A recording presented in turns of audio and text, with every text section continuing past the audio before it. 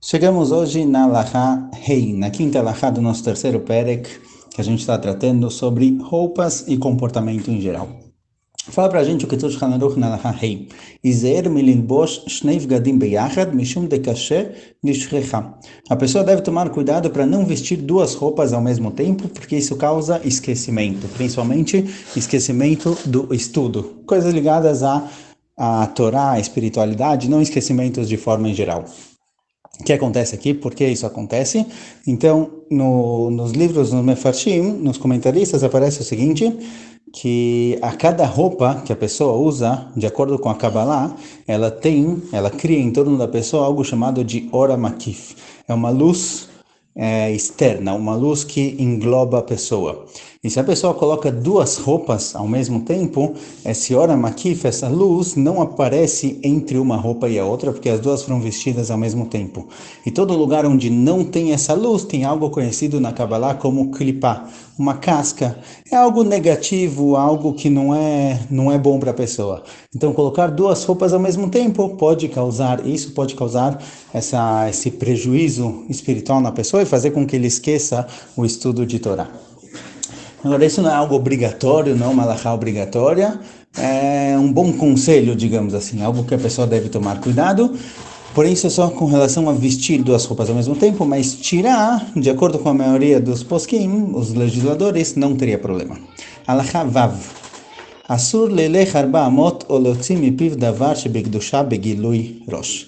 Traz aqui pra gente o Kitush Hanaruch, leis alahot ligadas a Kisui Rosh, cobertura do cabelo. No caso, essa lei é válida para homens, principalmente, com relação a kippah. A mitzvah, a obrigação, o costume de usar kippah é dividido em duas partes. No primeiro lado tem no dia a dia, ao andar, sair na rua, dentro de casa, existe um costume de se usar kippah.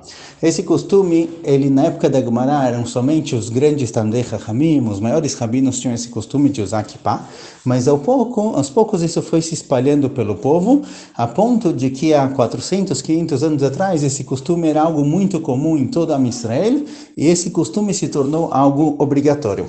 Então, hoje em dia, a kippah, que ela representa a ligação da pessoa com a Torá, com o judaísmo, com as mitzvot, essa kippah que representa que a pessoa tenha consciência, tenha noção que tem algo acima dele, que ele é limitado e que existe um mundo metafísico, existe a Kadosh Baruch Hu, isso se tornou uma obrigação. Por isso fala o Kitush Hanaruch, Asur lelech arba amot, é proibido que a pessoa ande 4 amot, 2 metros, sem estar usando kippah. Nesse caso, se a kippah da pessoa voa, por exemplo, ou se você tem que pegar a kippah em algum lugar, você pode pôr a mão na cabeça. Por outro lado, continua, também é proibido fazer algo de Kedushá, estudo de Torá, brachot, tefilá. Também aqui existe a obrigação de estar com a cabeça coberta durante as brachot. Aqui a obrigação é um pouco maior, não é só um costume que se tornou obrigatório, aqui realmente tem uma proibição de fazer brachot, fazer tefilá sem cobrir a cabeça.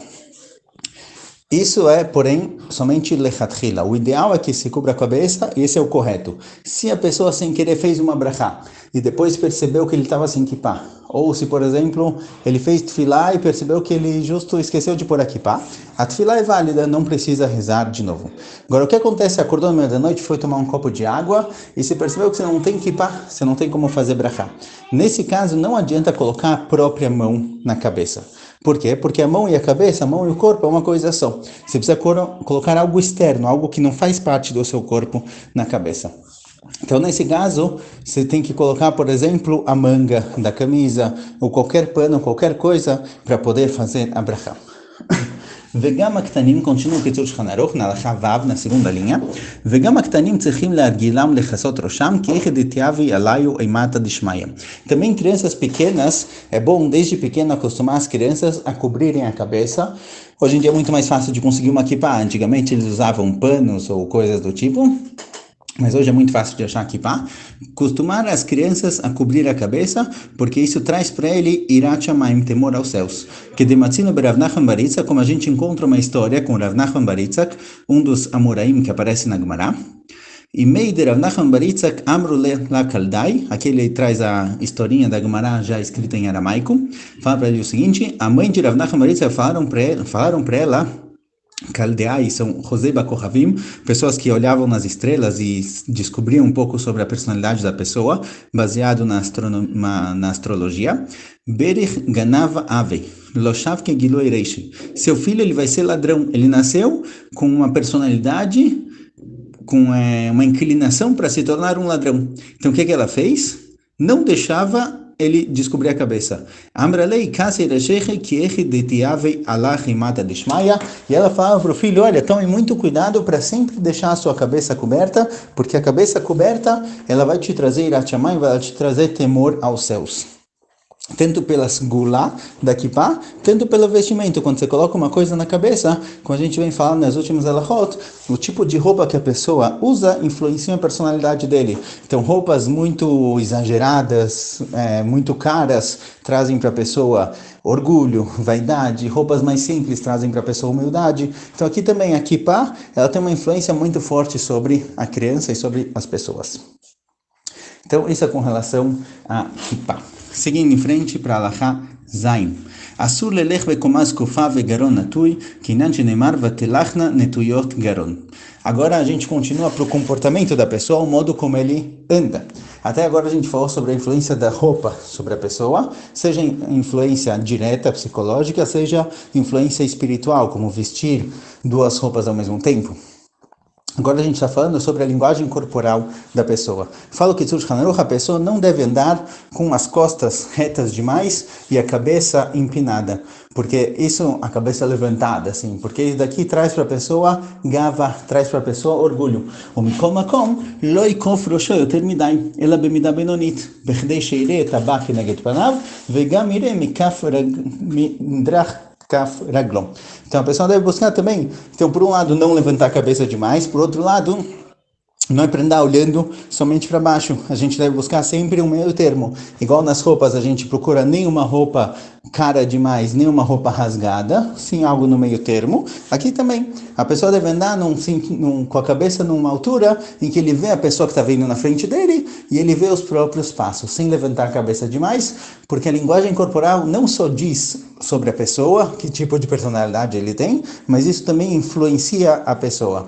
Tem algo chamado pose de super-herói. Essa pose de super-herói, que ele coloca as mãos na cintura, estufa o peito e olha para cima, isso daqui pode criar, por um lado, pode criar dentro da pessoa autoestima, segurança, mas isso pode levar a pessoa para o sentido de gava. Então, no dia a dia, não deve se andar de uma forma em que se demonstre demais gava, orgulho, porque isso pode influenciar a pessoa.